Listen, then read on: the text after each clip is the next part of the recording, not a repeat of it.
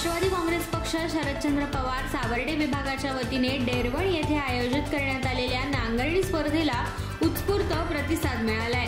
माजी सहकार आणि पणन मंत्री तथा आमदार बाळासाहेब पाटील, राष्ट्रवादीचे प्रदेश सरचिटणीस प्रशांत यादव, जिल्हाध्यक्ष सुरेश शेठ बने, वाशिष्ठी डेअरीच्या मुख्य प्रवर्तक स्वप्ना यादव आणि मान्यवरांच्या उपस्थितीत स्पर्धेतील यशस्वी शेतकऱ्यांना गौरवण्यात आलं।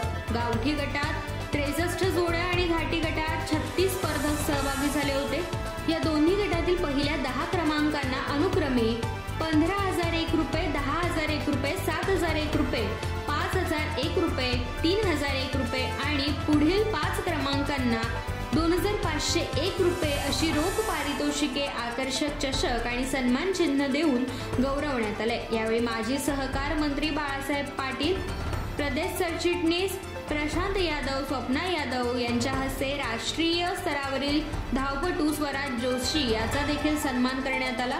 तसेच उद्योजक विजय शेठ कुळेकर आणि स्पर्धेच्या यशस्वीतेसाठी परिश्रम घेणाऱ्या डेरवण, सावर्डे, कुडपण मधील कार्यकर्त्यांचा सत्कार देखील करण्यात आला।